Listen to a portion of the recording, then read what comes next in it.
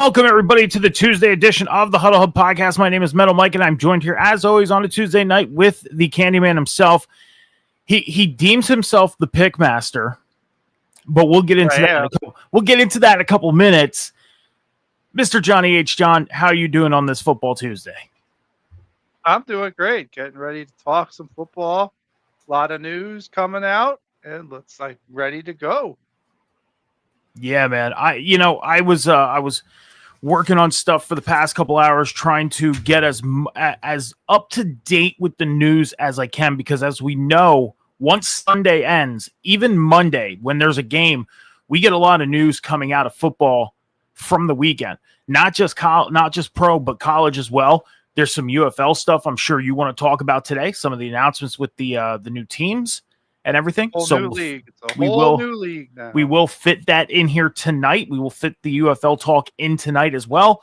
But before we get into everything, I want to let everybody know to head over to the Huddle Hub Podcast social medias right now over on X, TikTok, and YouTube at the Huddle Hub Pod. You got to hit the subscribe button over on the YouTube to follow.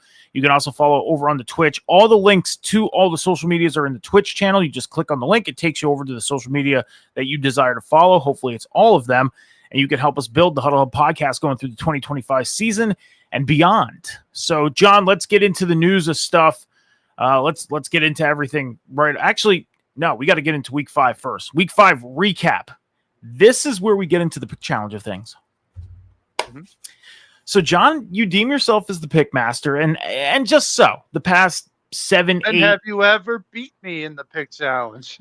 Past 7, 8, 9 years, you've pretty much manhandled the whole thing. Okay, 2 different leagues I've beat you in. Now, here's the thing: is by this time last year, you were a +9 coming out of Week 5. I am a +1 coming out of Week 5. Don't get too cocky. It's only one game. and I said to you on Sunday, I said, I don't know how long this is going to last. So I'm going to celebrate this because I have a lead right now. Because normally by now I'm down by 9, down by 10, down by sometimes 15. I think the biggest deficit was back in like 2018, 2019. I was down by like 20-something games already by this point. It was terrible.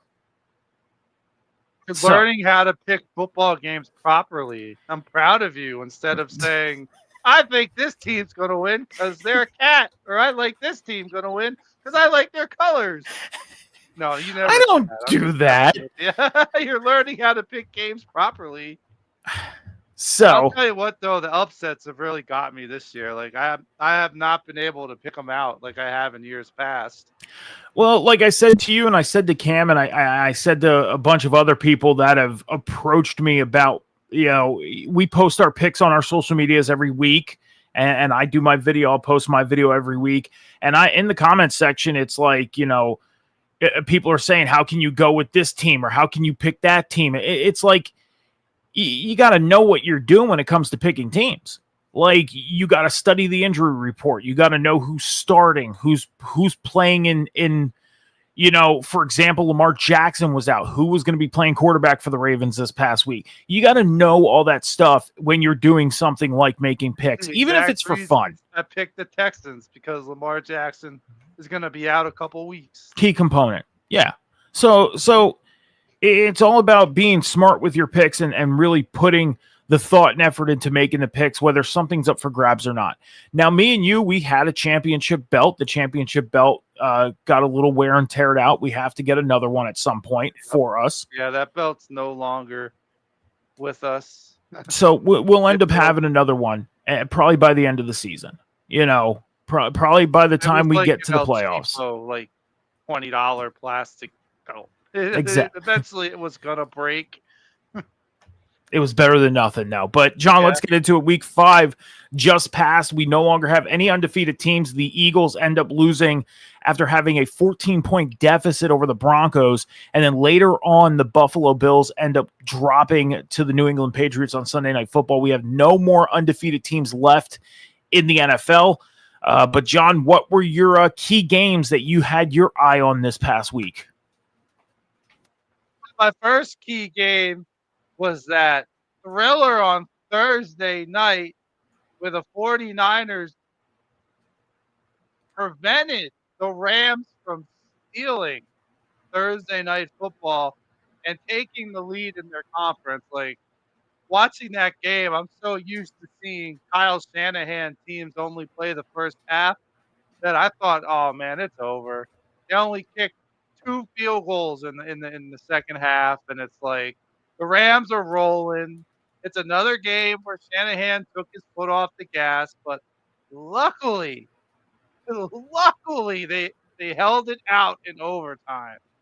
So that's a game that's one of my games. Looking down the list real quick, I want to give a shout out to the Saints for getting their first win over the even though it was against the Giants, it was still their first win. And I want to give a shout out to the Titans for upsetting the Cardinals and getting their first win of the season. And the last game I want to say is the Jacksonville Jaguars, man, coming out and just owning the second half against the Chiefs. I mean, they once the second half kicked, man, that was it. And Trevor Lawrence tripping and still running that ball in for the end zone at the very end of the game. I'll tell you what, man, I don't know if I don't know if Jaguars are real or not, but this was a huge statement win for them. What are your games, Mike? I mean, number one, I'm going to react to what you said real quick. Number one, you got to ask yourself if you're a 49ers fan, and this isn't me I know you're a 49ers fan. This isn't me nitpicking at anything we've talked about in the past, but you go out and you make the move of picking up a Mac Jones, and we've talked about whether Mac Jones fits in this system or not. I've said it many times that sometimes players, they start shining when they get into the right system. This might be the right system for Mac Jones. This might be it. Down. He's outplayed Brock Purdy with nothing around him. And that's the question is, when Brock gets healthy, who do you start? Mac, you keep the hot hand in there. You have to. I get it. You just paid Brock all this money, and I'm a Brock Purdy guy. I've been a Brock Purdy guy from his rookie year. But the way Mac Jones is making something with nothing, and Brock Purdy is struggling with nothing, you have to keep Mac Jones in there. You have to. I mean, and I'd say the same thing, is you got to keep Mac Jones in there. I mean, he's winning games. It doesn't matter how pretty you win them, how bad you win them, how it looks at the end of the game, whether you win in overtime or regulation. It doesn't matter. Mac Jones is going out and winning games. And look who he's winning it with. He's winning it with a backup tight end. He's winning it with backup wide receivers. He's winning it. I mean, CMC is not a backup running back, so you can't say backup running back. But only starter that's left, except Juszczyk and some of the O-line. And that's what I mean, is he's going out there and winning with key components that are all backups, second, third, fourth stringers. So and this is why you keep Mac Jones. Just imagine Jones, 6 touchdowns, 1 interceptions on the year. Brock Purdy, 4 touchdowns, 4 interceptions. That says it all right there. So I mean, just imagine what Mac Jones would do with a healthy George Kittle, with a healthy Ricky Pearsall, with a healthy Juwan Jennings. I mean, come on. Brandon Ayuk. Yes, can't forget about Brandon Ayuk. So, but my games are, number one, John, one of these games that I picked are the same as yours. And number one, hats off to the Titans, because this right here, courtesy of Fox Sports, is I think the way is the turnaround from this game. Check this out. On 3rd and short. First down, DeMarcado off to the races. 20-10 touchdown.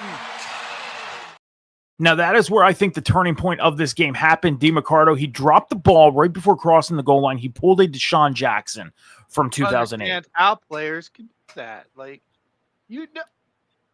Wait till you cross the line to drop the ball. Like, I think the coach had every right to chew him out for it. I don't think he should have got fined for it, but I guess you can't discipline your players anymore. I mean, it makes sure you're across the goal line before you start celebrating. Bottom line, I mean, the end zone is literally 10 to 12 yards deep. You can tell when you're in. Wait until you cross that white line to drop the ball. It's not a thin white line. It's a bold white line. It's like make sure you're across that white line before letting the ball out of your hands. Bottom line, because you right there, and like I said, I feel like that was the turning point of this game. You right there pretty much cost your team this game. The Titans built all their momentum to come back and win that ball game.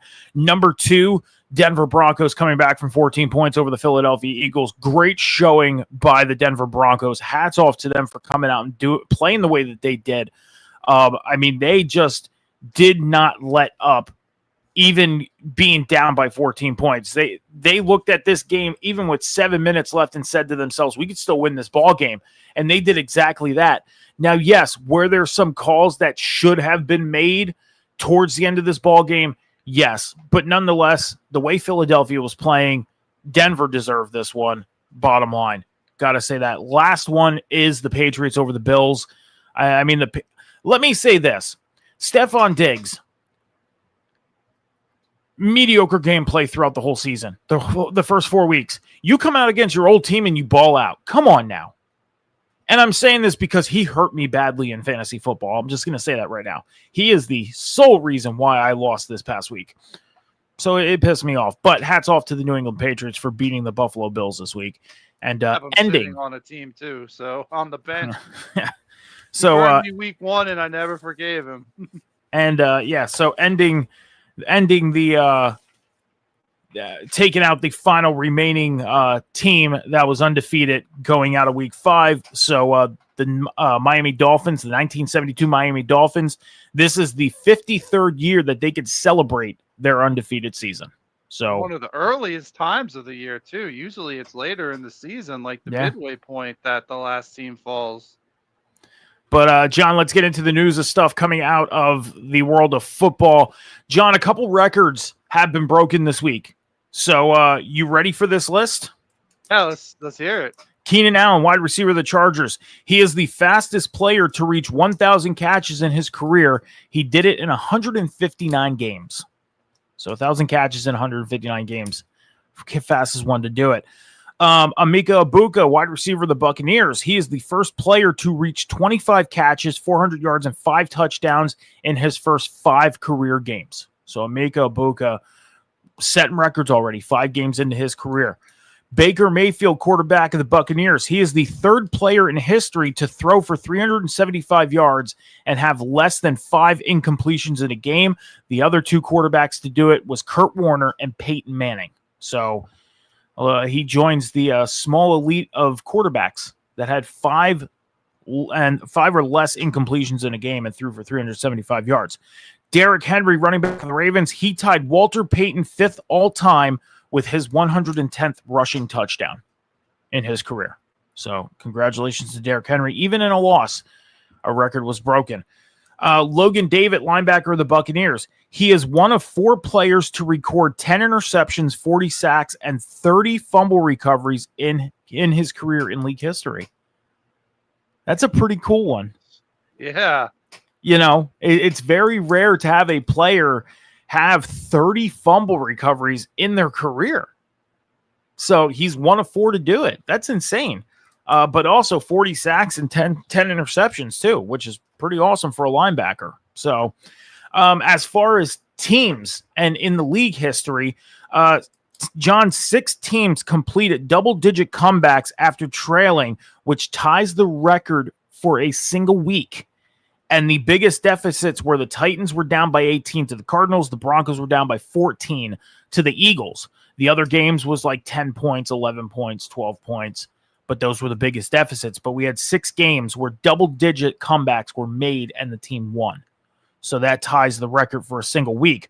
The NFL teams have combined 14 games with 40 or more points, which is the most ever at this point of the season. The teams to do that were the Colts, Cowboys, Ravens. And they all did it twice this year already. So 14 games combined between these 3 teams, and they all scored 40 points twice this season already. So 2 more to go The down here. Colts at the beginning of the year would be on that list, man. Danny Dimes is showing up. I mean, look at the Saints last year. Their first 2 games, they scored over 40 points. Yeah, but the difference is the Saints disappeared after that. The Colts are keeping on going.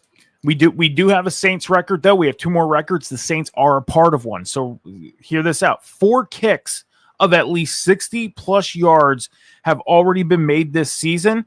We are 1 short from the single-season record. We're only 5 weeks in, and already 4 60-plus yard kicks have been made. So 1 more ties the single-season record. 2 more breaks it. It's insane. Kickers are getting nuts now. And then finally, the last one, the Saints, with their win over the Giants, it was their first win by a quarterback that was drafted by the team since 1998. So every quarterback that has gotten a win between 1999 and now were not originally drafted by the Saints. Spencer Rattler is the first quarterback since 1998 to be originally drafted by the Saints and get a win. The last one was Danny Werfel. Oh, I thought it was Aaron Brooks because Nope. Brooks was a Saint in that time, I thought. No, Danny Werfel was the last one to do it. Yeah. Danny Werfel. Yep. So those are the records, but that have been broken this week. So that's right, Aaron Brooks was a Packer. I forgot yes, about he was. That. Yep. I forgot. So, yeah.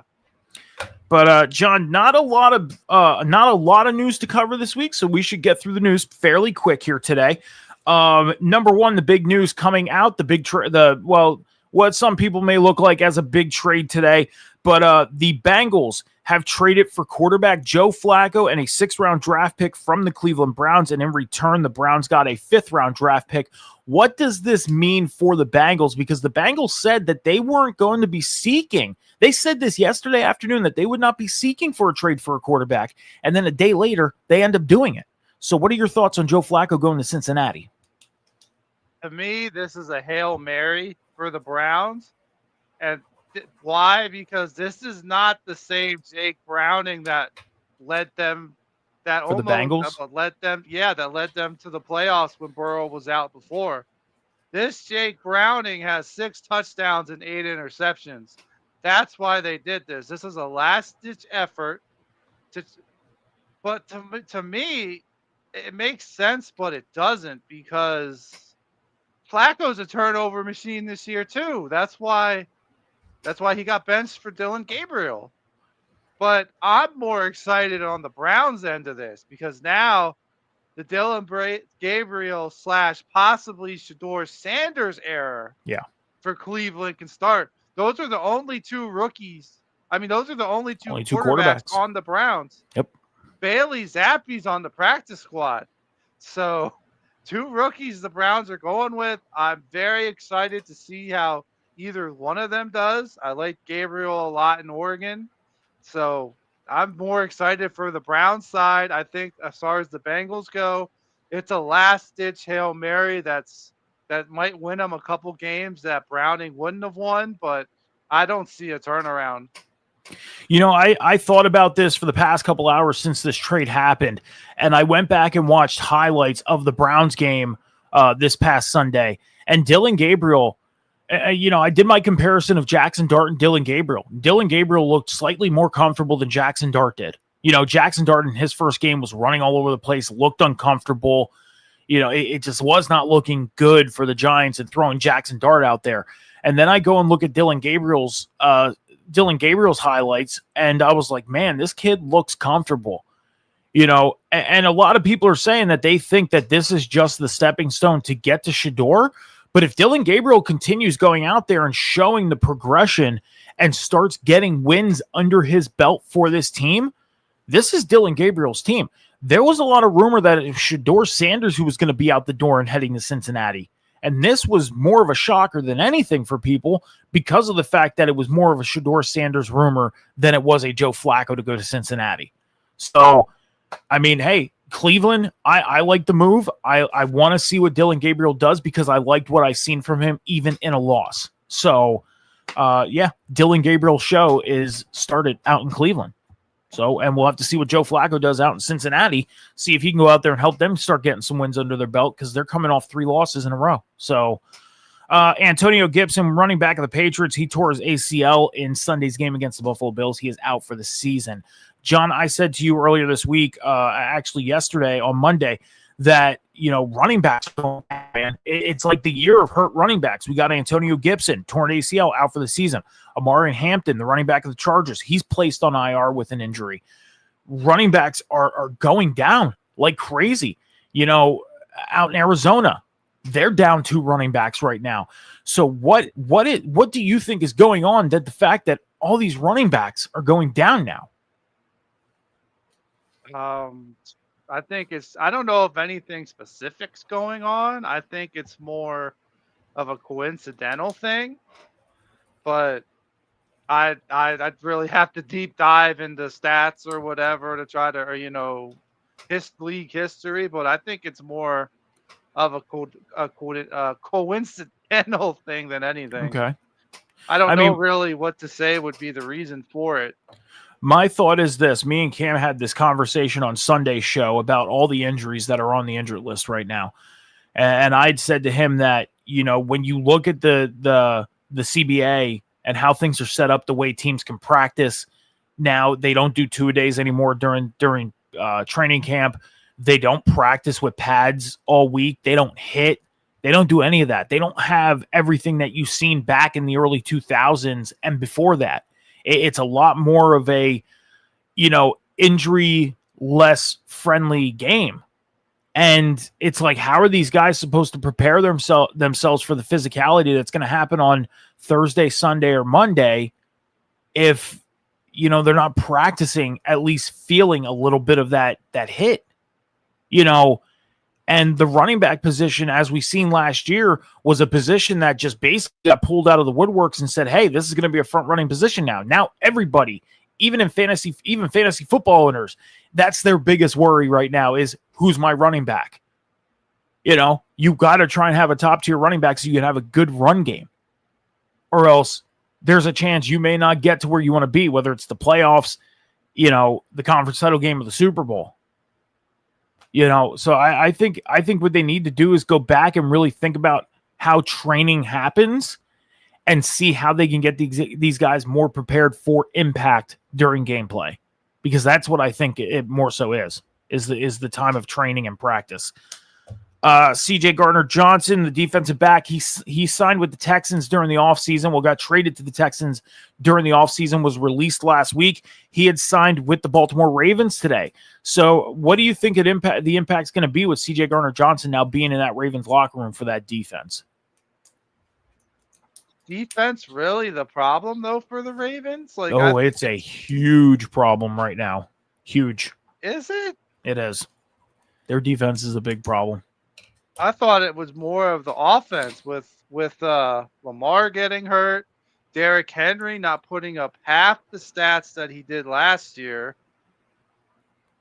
But no, I think you're actually right about that. I think their defense is a slight issue right now, especially their defensive backfield. They are hurt right now in the defensive backfield. Yes. Yeah, you're right. They are. They are second last in defense. I mean, it can't hurt at this point. You're that bad. I mean, it really can't hurt them. Yeah. I mean, I'll say this: bringing in a player like CJ Gardner-Johnson, he has a bad rep in the locker room. He does. He has a bad rep. A lot of talk going around on how he is towards certain players and everything like that. But the way I look at it is the rumors that you hear about how he talks to players. You think about some of these players today wouldn't last back in the 90s and early 2000s. They wouldn't, because it was a tougher time back then.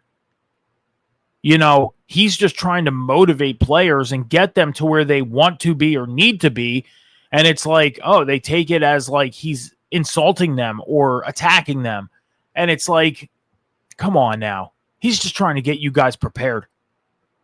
And I think him coming into this Baltimore room will help prepare that defensive backfield, because they need that.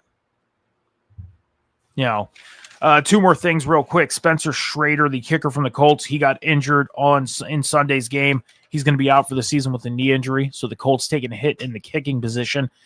And John, there's a rumor going around of another big trade happening by the trade deadline this year. DJ Moore, wide receiver of the Bears. There's rumor of a possible trade. Now, where he may end up is unknown, but the rumored teams right now are the Cowboys, the Chiefs, and I'm trying to think of the other team that was on there. I know the Cowboys and the Chiefs are two of the teams that are being rumored right now for a possible trade for DJ Moore. So what do you think that would do for the Bears offense if they were to get rid of DJ Moore? I don't know if it really would hurt it that much. I mean, ever since Caleb Williams took over, DJ Moore has kind of been the odd man out. I mean, it's the Romo Nunez show now. He's tearing it up. I think one thing it'll do is Luther Burden. He's gonna be featured more. Maybe you get more of the tight end play down, because between Cole Kmet and Colston Loveland, there's 10 catches between them. So the tight end play has really disappeared in Chicago. Yeah. Ever since Caleb Williams took over. So maybe they feature their tight ends more. DeAndre Smith. I mean, maybe he can. Well, he's eating too. He's got 13 catches. But if anything, it'll elevate the tight end play and elevate Luther Burden. But it makes sense because I feel like DJ Moore is the odd man out. I mean, 2 years ago, he ends up getting that big contract deal that he was looking for, the extension that he was looking for. He wanted to be in Chicago, and it's like now he's basically have disappeared this season. I wish San Francisco was on that list. They could use San Francisco is, I believe San Francisco is the other team that's on that list. I hope it is, because they could use them, because who knows when Ayuk is going to come back. Yeah, so I can actually, if you give me a second, I can pull up the list of teams that okay. The list of teams that are on that list. Okay. So the rumored teams.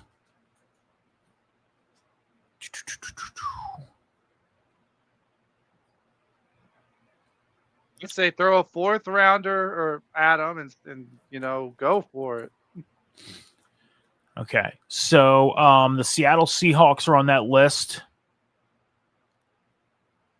The Cowboys. Doesn't make sense to me. The Cowboys, the Chiefs, and the 49ers. It doesn't make sense with Seattle because you already have Smith-Njigba. Torrey Holton is starting to come in on his own. And you have Cooper Kupp, who they're not throwing the ball to. So I don't understand why Seattle's on that list. Yeah, but they just recently ended up on the list because when I looked at it earlier, they were not on there. So they were just recently added onto that list. And I could understand the Chiefs because they're looking for a solid number one with Rice out, and Dallas has to replace Lamb. So I mean, I could understand them too. But yeah. Well, we'll have to see if the trade rumors happen, if they're true. Apparently, DJ Moore also did ask for a trade. So that doesn't surprise me either because they're not. Like I said, he's the odd man out. Yeah, we'll have to be following that story, and maybe some news will come out by this weekend when we do our weekend show. So, yeah, but that's all we got for the news. We're going to get into the college football top 25 and run that down and talk about that. But first, we're going to take about a 30 to 45-second break here on the Huddle Hub Podcast.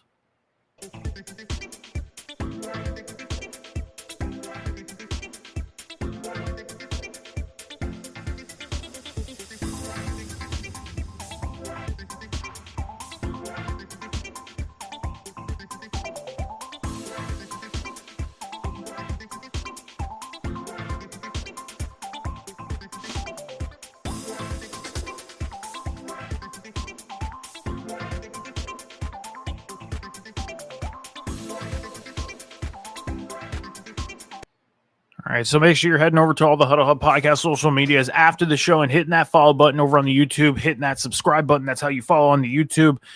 Help us build the Huddle Hub Podcast going through the 2025 season and beyond. John, college football, we had a lot of upsets last week. Penn State getting knocked out of the top 25 with their second loss. Florida State, second loss in a row as well, getting knocked down in the top 25. Texas getting knocked down after they end up picking up their second loss of the season. A lot of upsets going on in college football. and we're going to run down the current top 25 and talk about the games coming up this week, starting with number 1, Ohio State. They are 5-0, have not moved in the rankings at all. They are going to be taking on number 17, Illinois. Illinois has moved up 5 spots from number 22. They are 5-1 on the season. What do you got on Illinois and Ohio State? I think Ohio State's gonna beat them. I don't see Illinois winning this game at all. I don't really have much to say on this. I think Ohio State's going to continue to show why they're the top team in college football. Yeah, I'll say this. Illinois, they picked up their first loss to Indiana a couple weeks ago, getting upset by Indiana. I don't see Illinois coming in and getting an upset of their own. I see Ohio State winning this one and continuing their path to repeating for another national championship. Miami, they moved up 1 spot from number 3 to number 2. They're 5-0. They are on the bye week this week. Oregon, they are number 3, moving down from the 2 spot. They are 5-0. They're going to be taking on number 7, Indiana. Indiana moved up 1 spot from 8 to 7. They're 5-0 as well. So what do you got on Indiana and Oregon? This game intrigues me. As much as I want to think Indiana's going to pull the upset, I just think Oregon's quarterback, Dante Moore, man, he's just too hot right now. 14 touchdowns and 1 interception on the year. I don't know, man. I think Oregon's going to win this. This is the time of the year now. Conference play is really going to start separating teams. You're going to see that with Ohio State and Illinois. You're going to see that with Oregon and Indiana. And the top teams are going to start rising to the top, and I think that's exactly what's going to happen with those 2 games. You know, you always hear that saying of third time is a charm. Now, last week I made 2 very drastic, what people would call drastic predictions. I picked Florida State over Miami. I picked Vanderbilt over Alabama. Obviously, I was wrong on both of them. Oregon is a very young team. They have a lot of freshmen on their offense. They do. Indiana, they are probably surprising a lot of people the way they're playing right now. It would not surprise me at all if Indiana would come in and beat Oregon. I'm taking Indiana to upset Oregon. Really? Yes, I am. Wow. I feel like Indiana is a strong team right now, and I am going to take Indiana to defeat Oregon this week. Now, that is not the official pick for our pick challenge this week. I'm just picking Indiana to defeat Oregon this week. So, well, I can't take Indiana because I had them. No, I don't think I did have them over Illinois. That was just a pick I made on the show. That was just a pick you made on the show. Yes, it wasn't an official pick. That's going to be my challenge. That's not going to be my team either this week. Number 4, Ole Miss. They stayed at the number 4 spot. They are 5-0, taking on Washington State. Do you have anything on the Ole Miss Washington State game? I think Ole Miss is going to win this game. I don't see a way that Washington State's going to win this, to be honest with you. Yeah, I'm with you. I don't see. I mean, Ole Miss, John. You know how I talk about NFL teams that are doing really good, but they're not under the radar by the media or anything like that, and they just keep rolling.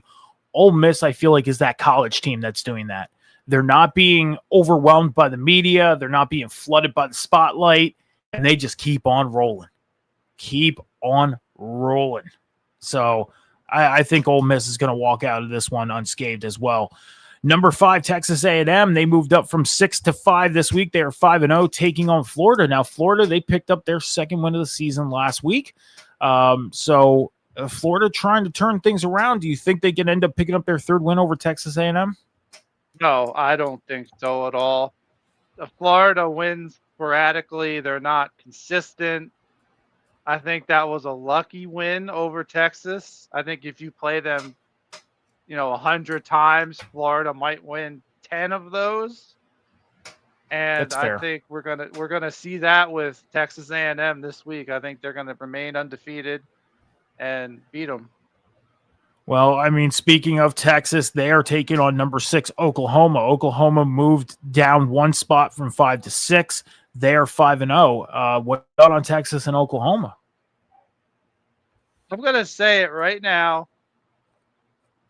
I think Texas is going to upset Oklahoma. I think Arch Manning is going to have a rebound game and show that loss was just an anomaly. I'm tired of hearing this. Is Arch Manning a good quarterback? Is he not a good quarterback? Yeah, he's playing inconsistently at times, but I honestly think this Texas is a better team overall, and I'm going to pick that they're one of my upset picks this week, Texas over Oklahoma. I have to agree with you. I think the loss to Florida was a little bit of a hiccup for Texas. We've seen Arch Manning bounce back from that week 1 loss against Clemson, and he's played some phenomenal games throughout the past couple weeks. I could see Texas coming out and possibly upsetting Oklahoma. I could see that too. I can agree with that. So I'm going to go with you on that one. I'm going to say Texas over Oklahoma as well. Nice. Number 8, Alabama. They moved up 2 spots from 10 to 8. They are 4-1 on the year. They are taking on number 14, Missouri. Missouri moved up 5 spots from 19 to 14. They are 5-0 on the year. What do you got on Alabama and Missouri? I really like what Missouri's doing. They're undefeated. They're ranked 14. I personally didn't see that coming. But at this point, I think Bama is back. They're rolling again. They had their hiccup where they got surprised by Florida State. And after that, it's just been game as usual for Alabama. I think they're going to go into Missouri and win and just show everybody, yeah, we lost 1 game. People counted us out. But no. We're still here. I think Bama wins. I mean, when you watched that Alabama game last week against Vanderbilt, it looked like Vanderbilt, but at halftime was staying to par with them. But then the Alabama defense just became relentless in that second half, and they just held things down. Now, could Missouri possibly come in and win this game? They might. But like you said, Alabama is just rolling right now. And that defense, if I was Missouri's offense, I would find a way to try and prevent them. I mean, obviously, the offensive line is going to try and prevent them from getting to the quarterback. I would practice extra hard this week to make sure that doesn't happen, because if Alabama's defensive line gets to their quarterback, that's it. This game's done. Alabama's getting this win. And that's that. Number 9, Texas Tech. They moved up 2 spots from 11 to 9. They are 5-0, taking on Kansas this week. What do you got on Texas Tech and Kansas?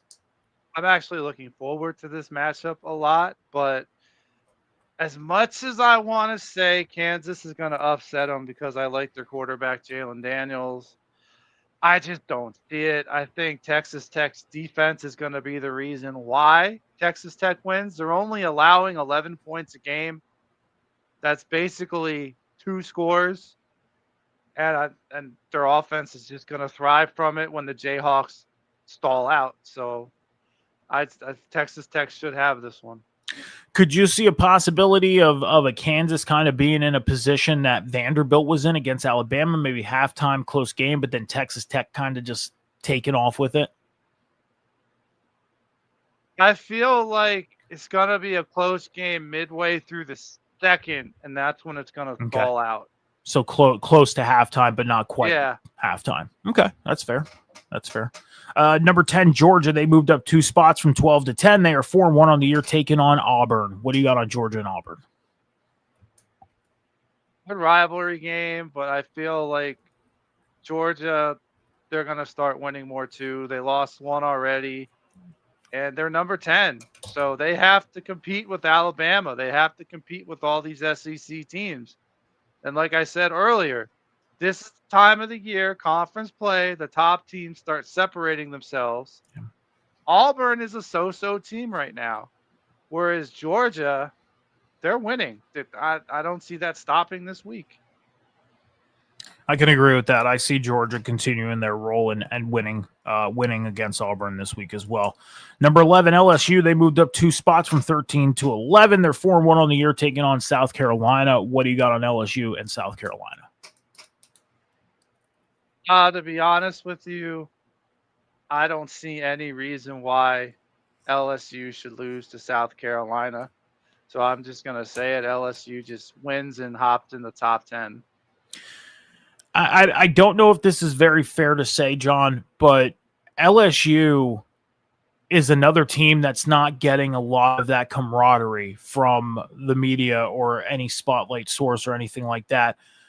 LSU, is it fair to say that they can be a team that can be scary down the long run? I agree. And they have a quarterback in Nussmeier that is a Heisman candidate. It's like I don't understand why people aren't talking about the Tigers either. I feel like they're being overlooked too. And that's why I had to pose the question: are they a scary team coming down the front? Because I mean, when you look at it right now, and we're going to go over this as well because we should have some time to do it. The projection, and maybe a little early, seeing that we're going into week 7, but this season is going to fly by very quickly. And I got the first projections for the college football playoffs, and we're going to go over that real quick before we close things out tonight, before we do the last closing out with the UFL stuff as well. But I think LSU can be a scary team down the front. I do. Tennessee, they moved up 3 spots from 15 to 12, finally getting out of that 15 spot after 3 weeks. They are 4-1 on the year, taking on Arkansas. What do you got on Tennessee and Arkansas? Honestly, I don't see any reason why Tennessee should lose to Arkansas. They're just another team, Arkansas, that's really trying to figure out their identity and trying to figure it out.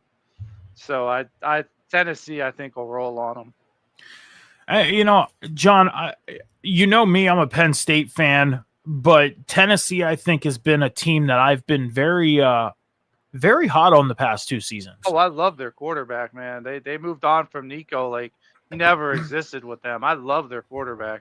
I just feel like they're a team that at any time can turn a switch on and surprise a lot of people and move in. I mean, they're 2 spots away from the top 10, and coming down the front, getting into the SEC play for them.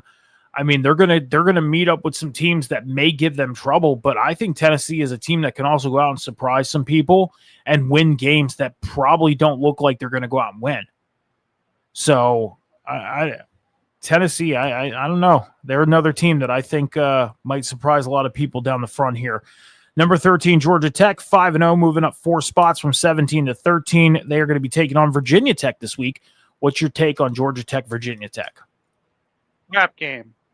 Actually, no, not a trap game. Not yet. Virginia Tech's another one. They're not that good. I feel like Georgia Tech is going to sting them like they have been. So, yeah, this isn't the trap game for Georgia Tech. So I think Georgia Tech's going to beat them. Okay. Number 15, Michigan. They moved up 5 spots from 20 to 15. They're 4-1. They are taking on USC. John, before I ask you your thoughts on this game, there is a lot of talk about this game right now in the world of college football. And some media sources are saying that USC may go out and shock the world and beat Michigan this week. What's your take on this game? I personally think they will shock the world. They are a high-scoring offense. They're averaging 48.4 points a game. They're 3rd in passing yards per game. I think the UFC Trojans are going to shock the world. They're either going to get ranked or knock Michigan out of the rankings. And Michigan, to me, is just one of those teams that need to prove themselves. They really do. They only had 2 challenges this year. They lost to Oklahoma, and then they barely beat Nebraska. Yeah. Like, to me, it's like, how good is this Michigan team? Like, I need to see this. So, I mean, this is a great test for them to prove themselves. It's a great quality opponent, but I think UFC, just at least on paper, is the better team going into this week, and that's going to be my second upset of the week. From the very little of that I've seen from Michigan or heard games on the radio from Michigan, they don't sound like a consistent team right now. No, they're not. They seem like a team that can be hot 1 minute and cool things down literally the next drive. They have no consistency, and it would not surprise me either if USC came out and shocked the world and beat Michigan this week. Would not. Notre Dame, they moved up 5 spots from 21 to 16. They are 3-2 on the year, taking on North Carolina State. Notre Dame getting back to their winning ways, moving up the top 25. What do you got on Notre Dame and North Carolina State? I don't have much to say about this game. I mean, the Wolfpack in North Carolina, North NC State hasn't played anybody this year. Notre Dame is doing exactly what they needed to do after start losing those 2 close ones at the beginning of the year. They're winning. They're showing everybody this isn't us. That wasn't us. And I don't see any reason why Notre Dame won't continue their winning this week. All right. Number 18, BYU. They moved up 5 spots from 23 to 18. They're 5-0 on the year, taking on Arizona. What do you got on BYU and Arizona? This is another one where I don't feel that Arizona has done enough to prove that they really are a competitor in the Big 12. They've only played one legit team, and they lost to Iowa State. And it wasn't a loss. It was a 39-14 loss. That's a 25-point game shellacking. So I don't feel like Arizona's done enough on the field for me to say that they're going to beat BYU, and I think BYU's going to jump into the top 15. All right. Number 19, Virginia. They moved up 5 spots from 24 to 19. They're 5-1 on the year. They have a bye week this week. Number 20, Vanderbilt. They moved down 4 spots from 16 to 20. They're 5-1 on the year with a bye week as well. Number 21, Arizona State. They moved up 4 spots from 25 to 21. They're 4-1 on the year, taking on Utah. What do you got on Arizona State and Utah? Understand why people aren't talking about Arizona State. They were the Big 12 champions last year. They're 4-1. And it's like, okay, we're not talking about them. Like, I get it that BYU and Texas Tech are undefeated and Arizona State's got 1 loss, but they're undefeated in conference play.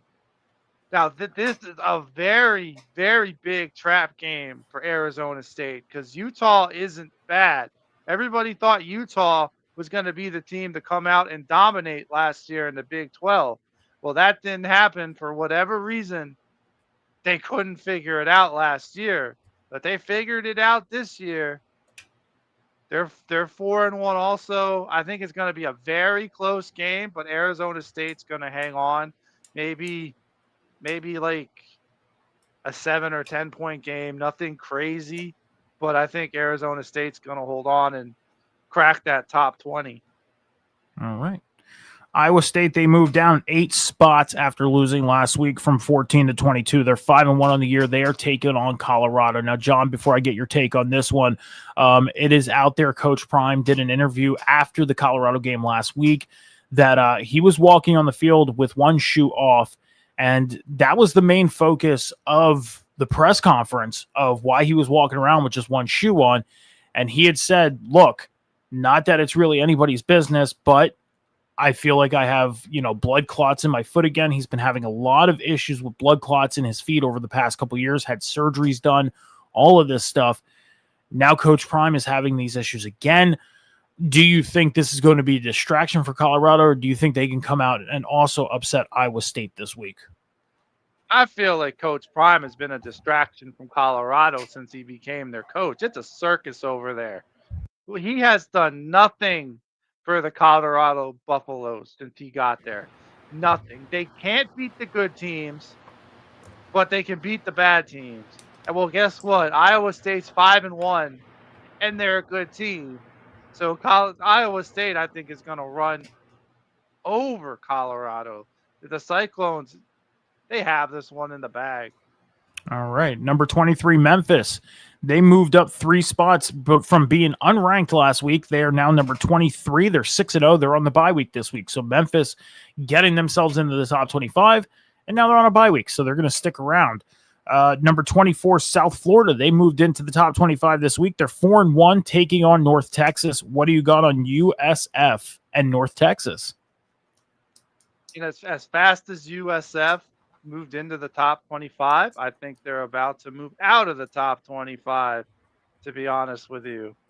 North Texas, they are a powerhouse. They are a scoring machine. They average 44.8 points a game. It's ninth in the nation.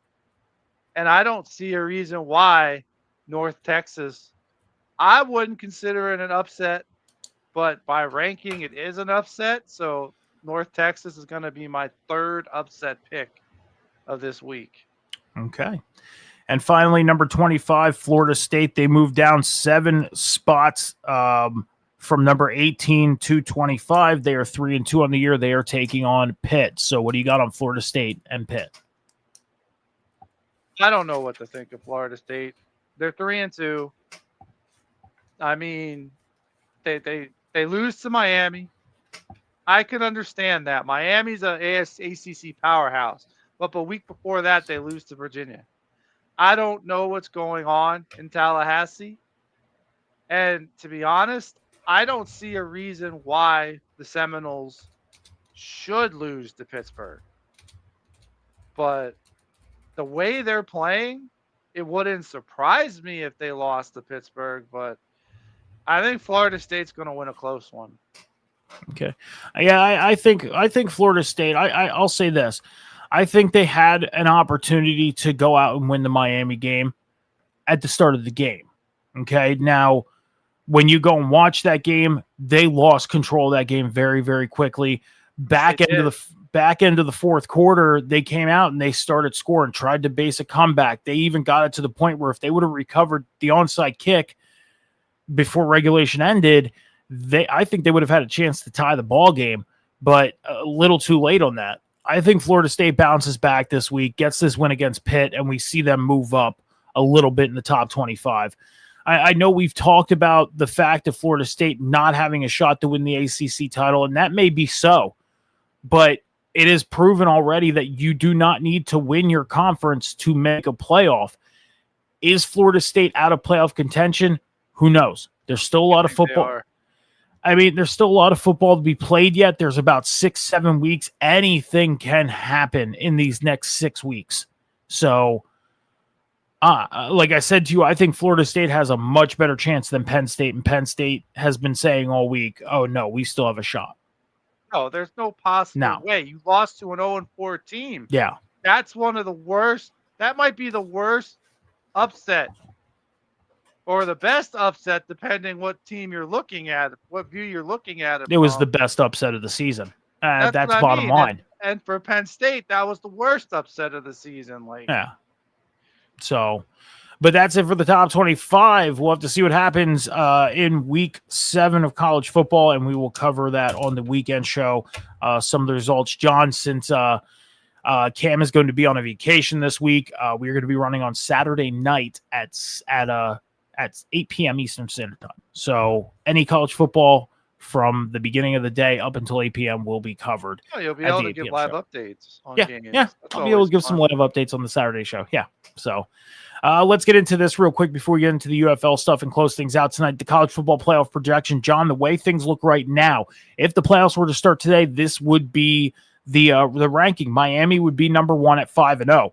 Ohio State would be number 2 at 5-0. Oklahoma would be number 3 at 5-0, and Texas Tech would be number 4 at 5-0. Those would be the 4 teams with the byes. Oregon, they would be number 5 at 5-0. They would be playing South Florida, who would be number 12 at 4-1. Texas A&M would be number 6 at 5-0. They would be playing number 11 Tennessee at 4-1. Ole Miss would be number 7 at 5-0. They would take on number 10 Georgia, who is 4-1, and then number 8 Alabama, who's 4-1, would take on number 9 Indiana, who is 5-0. So, do you have any thoughts on this playoff projection right now? How things sit? No, I mean, for right now, I pretty much agree with it. So, I really don't have anything bad to say or say, well, this team doesn't deserve to be in over this team. So, I don't have a problem with it. I think they got it right. If you had to pick if this playoff were to start today and you were looking at this projection, who do you think has the better chance of going out and winning the national title? This ain't a prediction. This is just the thought of who do you think would have the better chance right now if the playoffs were to start today to go and win the national championship?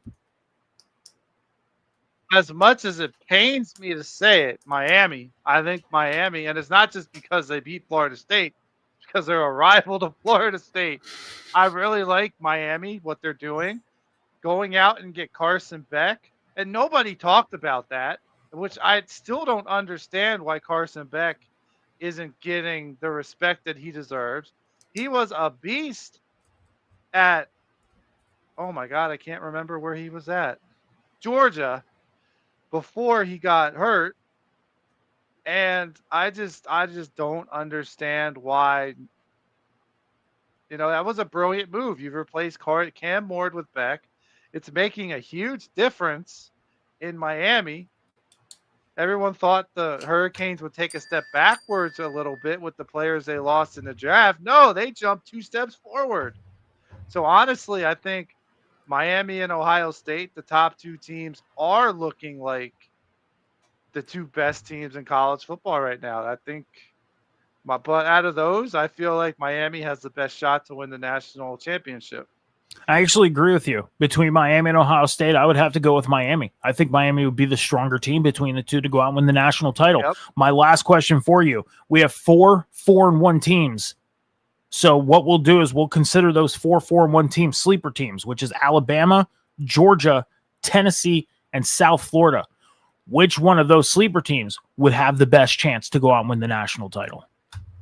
Say those again. Alabama, Georgia, Tennessee, and South Florida, USF. All right, let's go ahead and cross USF off the list right off the bat. So they're basically going to be the SMU and Boise State from last year's playoffs. I don't They even were think just they there. make the playoffs. Okay. But as much as I don't want to say it, I think, and I stand by what I said before, I think Alabama figured it out. And I think Alabama, out of those 3 remaining teams, has the best chance. I think that Florida State loss at the beginning was just the punch in the gut wake-up call that they needed. Okay. And they haven't looked back since.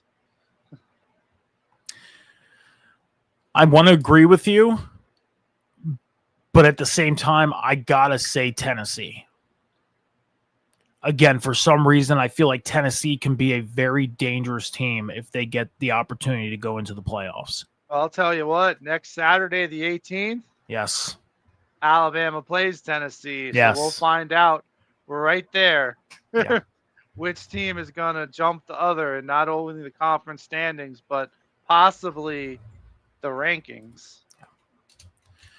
All right, well, that's it for the playoff projections for the college football playoff. We'll have this updated for next week's show, next Tuesday, and we will run down this list yet again as it gets updated and see, and yet again do this again, talk about this. So let's get into the last bit of news coming out of the week, and that is the UFL. John, you did your research today, and we have the 8 teams. Over. Yeah, they announced the 18s, and it's a whole new league. So we have the Stallions, the Aviators, the Renegades, Defenders, Gamblers, Kings, Storms, and Battlehawks. Those are the 8 teams for the UFL going into the 2025 Columbus Aviators or 2026 season. Sorry, Orlando Storm and the Louisville Kings are the 3 new teams in the UFL. So, John, I want to ask you this. The UFL, as it grows, because the UFL, surprisingly enough to some people, has been growing. And it's starting to become, I don't know if I want to say a popular league, but you're seeing ticket sales go up. You're seeing attendance go up. You're seeing viewership on TV go up. Do you think at some point the UFL could end up becoming a partner to the NFL probably by, let's say, 2028? I think it could, but they're going to have to grow more. They're going to have to make more revenue, which is why they cut 3 teams, because the attendance really wasn't what it should have been. and they went to different markets. And another thing that they changed was they got rid of divisions. Now it's just the top 4 teams make the playoffs, which I like that because you only have 8 teams. Do you really need 2 divisions? Like, save it when you get like 16 teams. Then you can have 4 divisions of 4. Yeah. But I like it that they got rid of the XFL conference and the USFL conference, and they're just gonna. It's all one big pool now. So I like that too. One big happy football league. That's what it is. Yeah. One, So I'm just waiting to see what the rosters are gonna look like because the 3 teams that are no longer with the UFL. I almost said XFL. Those rosters are going to be dispersed between or displaced. They're going to be given to each of the 3 new teams. It just hasn't announced what old team's roster is going to be on the new team. Now, as news comes out for the UFL, like schedule release, draft, all that stuff comes, we'll have it covered. We'll be following along with it and giving the product for everybody to hear. And one thing I'm fully excited about is to see how they're going to do the scheduling. Because there's many different ways with an 8-team league you can do the scheduling and not have, because you're playing your division teams twice. That's not the case no more with this. Now it's if this is a 10-week thing like it's been for the past couple of years, do they knock it down to 8 weeks and then go into the playoffs to where a team plays one team twice just for that, win differential, or do they have it actually like a 10-game week to where each team plays one team twice, every other team once, and then have a bye week? How I'm very curious to see how they do the schedule with just an 8-team league and, no divisions, no conference. I'm actually excited to see how they do this year. I agree. And it was smart that they went to the smaller revenue cities. Like I said, just because those markets are smaller. Yep. They won't be hitting much of a loss if they have attendance issues. So that it was a brilliant move by them to try to stay in existence. Yeah. So now they're getting Columbus is getting a team. Yeah. Louisville's getting a team. Orlando's getting a team. Yep. St. Louis is going to have a team. So a couple markets that have not had football in a St. while. Louis has had a team. Yeah, they've had the Battlehawks. So and they're the top. They're the top revenue there. Like they damn near sell out every home game. Like they're easily top in attendance. Oh, that was just like the Las Vegas team in the first version of the XFL. Las Vegas hasn't had a pro football team, and they considered Las Vegas, that team, their pro football team, and now they have the Raiders. So, yep. But we will continue to follow all the news coming out of the UFL and everything that will come with it as we move on going into the 2026 season. With that being said, John, let's get the hell out of here, dude. That's it. That's all we got. Buddy. So with that being said, your social medias are on the bottom. What do you want to let the people know? Check out the Candyman JH on Twitch. I just started streaming again. I've been hopping on Dead by Daylight. And there's going to be a tidal wave of content coming on my YouTube account. I have about 5-6 videos that I'm just about getting ready to release and a couple more that I'm working on. So check it out. Like, share, subscribe, follow, and then you'll be able to see everything. Yeah, so make sure you're going and checking out John's streams. They are fun streams. I like watching you play Dead by Daylight. It's fun. It's a fun game, man. It gets me to like a little bit of motivation to want to play the game. Like I said to you, like I'm so stuck with Fortnite right now. Fortnitemare's coming around and our college football, thing. It's like I gotta work my way into playing the game as well. So I'm sure at one point I'll get there. So. The learning curve, though, I'm just going to warn you now. Yeah. I mean, I've played it in the past. I know the controls. It's just all about getting back into playing the game. So, My socials on the bottom, Instagram, X, TikTok, Snapchat, Metal Mike 714 is where you can find me. I don't do a lot of content creating on my personals. It's more so on the shows that I do here on the Huddle podcast, as well as over on Rivet City Radio and Off the Top Media with the Table Spot and the Boom. The Boom is not happening tonight, even though AEW Dynamite is tonight. It's not happening tonight. We are going to be running tomorrow night at 7 p.m. Eastern Standard Time. Hey, Dynamite's on Tuesday? Yeah, they're doing Title Tuesday because of the baseball playoffs right now. Oh, I didn't even know that. I was thinking, wait a minute. So tonight's show is called Title Tuesday. It's a special for Dynamite. And so we'll be running the Boom on Wednesday night at 7 p.m. Eastern Standard Time to react from Title Tuesday.